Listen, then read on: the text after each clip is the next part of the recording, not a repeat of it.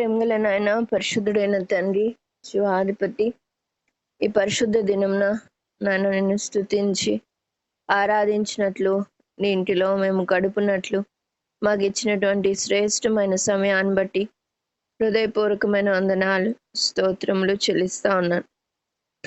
నమ్మకమైన దేవా, మరి తెలిసి తెలియక నేను ఏం చేసిన పాపించిన ఆయన పవిత్రపరచు, మాకు మంచి సమయం మీరు దయచేయవలసిందిగా నీ సన్నిధిలో బ్రతిమాలుతా ఉన్నాను తండ్రి. ఓ దేవా, మరి ఈ సమయంలో, మరి కొద్ది సమయంలో కొద్ది మాటలు మాకు అనుగ్రహించండి. యేసు ప్రభువా, మీరు కాపాడి భద్రపరుస్తున్నారు, అనేకమైన మేలులతో ఉపకారములతో నింపుతున్నారు. మేము గ్రహించలేకపోయినా మీరు మాత్రం మాకు మేలు చేయడం ఆపటం లేదు నాయన. మీ అదృశ్య హస్తమే మమ్మల్ని బ్రతికిస్తుంది, బాగు చేస్తుంది, నడిపిస్తుంది, మేలు చేస్తుంది, సహాయం చేస్తుంది. దాన్ని బట్టి నేను స్తుతించి ఆరాధిస్తున్నాను. మరి మెలకువైన జీవితాన్ని మీరు మాకు దయచేయవలసిందిగా ప్రార్థన చేస్తున్నాను. ఎంతోమంది మరి నీ ప్రెజెన్స్ని గుర్తించలేక, మెలకువలేక అవిశ్వాసులై నశించినారు దేవా. వారి యొక్క కోవలో మేము ఉండకుండాన్నట్లు మరి నీ యొక్క ప్రెజెన్స్ మేము గుర్తించి నీ ప్రేమను ఎరిగిన వారమై, దాని యందు మేము విశ్వాసం ఉంచిన వారమై నానా మరి ప్రతి ఆశీర్వాదాన్ని మేము పొందుకోగలటకు కృప చూపించమని ప్రార్థన చేస్తున్నాను తండ్రి. మరి సమయంలో మీరు ఇచ్చిన తలంపులకై వందనములు. మరి ఏ లేఖన భాగం ద్వారా మరి మీరు మమ్మల్ని దర్శించాలని ఇష్టపడుతున్నారు, ఆ వాక్య భాగాన్ని మేము గ్రహించినట్లు కృపనిమ్మని నమ్మదైన నీ చేతికి అప్పగించుకుంటూ యేసయ్య నామములో ప్రార్థిస్తున్నాను తండ్రి, ఆమేన్. రుజువాయే నీ ప్రజలలో దేవా, వర్ణింప మాతరమా, వర్ణింప మాతరమా. మహిమా కలిగిన నీ నామమును స్తుతింతుము, స్తోత్రింతుము. పావనుడగుమ పరమా తండ్రిని స్తుతింతుము. ఎల్లరిలో జీవజలం కొల్లగా పారునట్లు, ఎల్లరిలో జీవజలం కొల్లగా పారునట్లు, జీవంబు నిచ్చితివి, జీవంబు నిచ్చితివి. జీవాధిపతి హల్లెలూయా, స్తుతింతుము, స్తోత్రింతుము.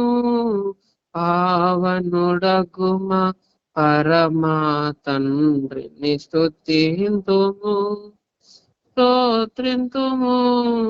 పావనుడగుమ పరమా తండ్రిని స్తుతింతుము. ఒక చిన్న వాక్య భాగాన్ని చూసుకొని ఎక్స్ప్లెయిన్ చేసుకుందాము. మెయిన్ గా ఈ దినం దేవుడు మనతో మాట్లాడాలని కోరుతున్న సంగతి ఏంటి అంటే విశ్వాసం గురించి మాట్లాడాలని ఉద్దేశించినాడు. హెబ్రీయులకు రాసిన పత్రిక 11వ అధ్యాయం 1వ వచనంలో విశ్వాసం అన్నది నిరీక్షింపబడు వాటి యొక్క నిజస్వరూపమును, అదృశ్యమైనవి ఉన్నవనుటకు రుజువునై ఉన్నది అని చెప్తా ఉన్నారు. అంటే ఏంటంటే విశ్వాసం అనేది ఏదైతే మనం నిరీక్షిస్తున్నామో దాని యొక్క నిజ స్వరూపము. అంటే దృశ్యం అంటే కనబడట్లేదు, మానవ నేత్రాలకు కనపడట్లేదు, కానీ అది ఉన్నది అని నమ్మడమే విశ్వాసం అని చెప్తాను. కొన్నిసార్లు మానవ నేత్రాలకే కాదు, ఆత్మీయంగా మనం చూసడానికి ప్రయత్నం చేసినా కూడా మనకు లేనట్టుగా ఉంటుంది. అంటే అంటే ఏంటంటే మా మనసుకు కూడా అందదు, లేదు అనిపిస్తూ ఉంటది. ప్రభు శ్రమల్లో, కష్టాల్లో ప్రభు మనకు సమీపంగా లేడేమో అన్నట్లు అనిపిస్తుంది. అలాగా అనిపిస్తున్నప్పటికీ ప్రభు ఉన్నాడని నమ్మాలి. అది విశ్వాసం. ఎందుకు అని నమ్మాలి అంటే ఆయన వాగ్దానాలు తప్పిపోవు కదా. ఆయన సదాకాలం నేను నీకు తోడై ఉంటానని చెప్పినాడు కదా. కాబట్టి నాకు అట్లా అనిపిస్తున్నప్పటికీ దేవుడు నాతో ఉన్నాడు అని నమ్మడమే విశ్వాసం. అదృశ్యంగా ఉన్నదాన్ని ఉన్నదనుటకు రుజువే విశ్వాసం. సాతాను ఈ విషయంలోనే మనల్ని దెబ్బకొట్టి ఎంతో నష్టపరుస్తూ ఉంటాడు. ఎంత అంటే ఇంతంత కాదు. ఏమీ లేకపోయినా ఉన్నాడని నమ్మడం వల్ల మనము ఆయన దగ్గర అనేక సంగతులు మనం పొందుకుంటాం. లేడు అనుకోవడం వల్ల పొందుకోవాల్సింది కూడా పొందుకోకుండా లాస్ అయిపోతాం. ఇప్పుడు 12 ఏళ్ళ రక్తస్రావం గల స్త్రీ ఉంది. ఆమె నమ్మింది ఆయన వస్త్రపు చెంగులో ప్రభావం ఉందని నమ్మింది. చెంగును ముడితే చాలు నేను స్వస్థత అయిపోతానని అనుకుంది. ఆడ కనబడట్లేదు, స్వస్థత పొందినట్లుగా ఆడ కనబడట్లేదు. అందరు మీద పడుతున్నారు, అందరూ టక్కున ఆరోగ్యవంతులుగా ఆత్మీయులుగా అయిపోయినట్టుగా కనబడట్లే. మానవ కన్నులకి కనబడట్లే, కానీ ఆత్మీయ నేత్రాల్లో ఆమె నమ్మింది గనుక ఆమె నమ్మిక చొప్పున వెళ్ళి పట్టుకోవడంగానే ఆమె నమ్మిక చొప్పున జరిగింది. అది మనం గమనించాల. విశ్వాసం అనేది ఆషామాషి కాదు, తమాషా తీసుకోవడానికి లేదు. విశ్వాసంతో ఎట్టి కార్యాలైనా చేయొచ్చు. ఆవగింజంత విశ్వాసం ఉంటే ఈ చెట్టుని తీసుకెళ్లి సముద్రంలో పడంటే పడిపోతుంది. విశ్వాసానికి అంత శక్తి ఉంది. కానీ విశ్వసించడం అనేదే, దాని మీద ఆ నమ్మిక ఉంచడం అనేదే అది కష్టమైంది. కష్టమైందంటే కష్టమైంది కూడా కాదు. ఓ సామాన్యమైన విశ్వాసం దేవుని మీద మనం పెట్టగలిగితే అసలు మనం అద్భుతాలే చూస్తాం మన జీవితంలో. దానికి దాన్ని ఏమంటారు, వ్యక్తిత్వం కానీ, మంచితనం కానీ, ఇంకేదో గొప్పతనం కాదు, ఇదన్నీ ఏం అవసరం లే. మన నైపుణ్యత కానీ, మంచి వ్యక్తిత్వం అండి, మంచి కాన్ఫిడెన్స్ అండి, మంచి గురి అండి, లేకపోతే మంచి టాలెంటెడ్ అండి, ఇవన్నీ దానికి అవసరం లే. విశ్వాసం ఉంచడానికి దీనికి సంబంధం లే. ఇప్పుడు ఒక ఎగ్జాంపుల్ మనం చూస్తే లూకాసు వార్త 23వ అధ్యాయంలో ఇక్కడ సిలువ మీద ప్రభు వేలాడుతున్నప్పుడు ఇద్దరు నేరస్తులు అటొకరు ఇటొకరు ఉంటారు. ఆ కుడివైపు ఉన్నటువంటి ఆ దొంగ విషయంలో చాలా ఆశ్చర్యం అనిపిస్తుంది. చూడ్డానికి, నేత్రాలతో చూడ్డానికి యేసుప్రభు రాజుగా కనబడట్లే, తెలిసినవాడుగా కనబడట్లే, ఈయన రాజు అని కనబడట్లే. ఇంకా ఏ రకంగా చూసినా కూడా ప్రభుకు మంచి రాజ్యం రాబోతుంది అన్నట్లు కనబడట్లేదు. కానీ ఆ దొంగ మాత్రం నమ్మినాడు. అందుకనే అంటే పక్కనే దొంగ ఉన్నాడు, అతను చూస్తున్నాడు, ఇతను చూస్తున్నాడు, ఏమేం చేస్తున్నారు సంగతులు, ప్రభు ఎలా మాట్లాడుతున్నాడు, ఈ సంగతులు అన్ని కూడా వింటా ఉన్నారు, చూస్తా ఉన్నారు.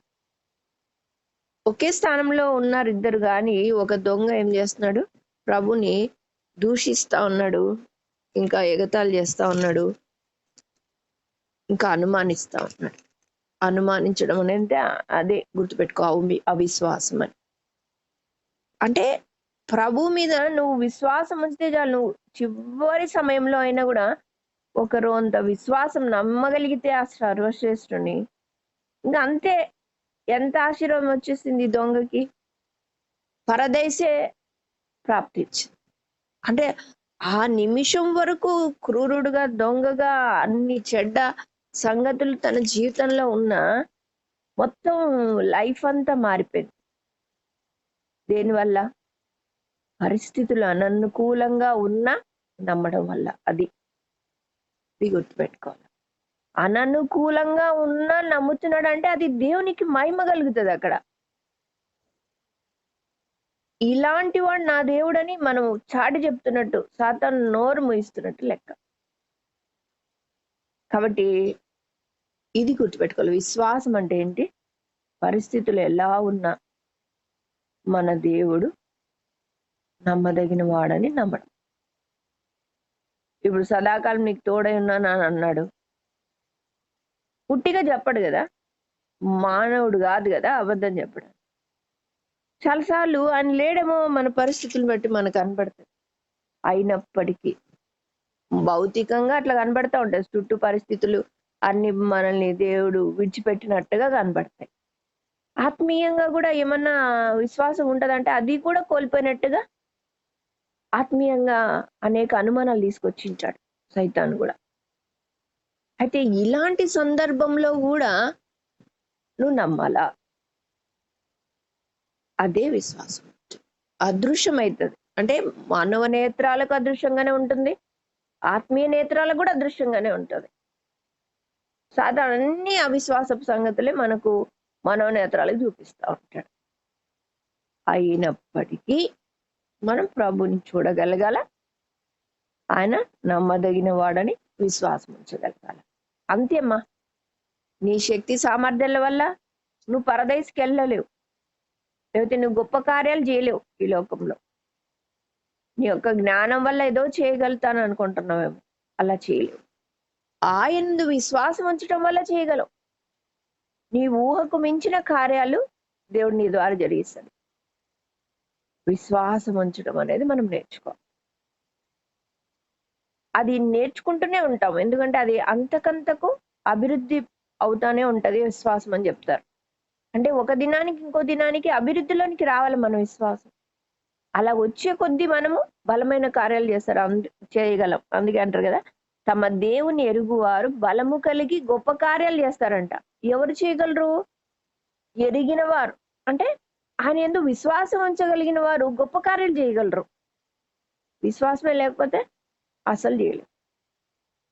కాబట్టి ఈ దొంగను మనం గమనించినట్లయితే ఒకటే ఒక చిన్న మాట ఏమన్నాడు? యేసు, నీవు నీ రాజ్యంలోనికి వచ్చినప్పుడు నన్ను జ్ఞాపకం చేసుకోనమని. చూసారా? అంతే. పరిస్థితులు అననుకూలంగా ఉన్నా ఆయన విశ్వాసం వచ్చిన అదే విజయం. ఇంకెళ్ళలేదు. ఈ దొంగ నైపుణ్యత లేదు, ఇక్కడ గొప్పతనం లేదు, ఇంకేది లేదు. అంతే. ఏం కనబడుతుంది? ఈ దొంగకు ఆ దొంగకు తేడా ఏం కనబడుతుంది? విశ్వాసం. అంతే. విశ్వాసానికి అంత శక్తి ఉంటుంది. నరకం పోయే వ్యక్తిని టక్కున పరలోక రాజ్యం తిప్పేసింది. మొత్తం కూలిపోయే పరిస్థితిలోంచి ఎక్కడ తీసుకెళ్తాడు? రాజయ్య స్టేజ్ తీసుకెళ్ళిపోతాడు.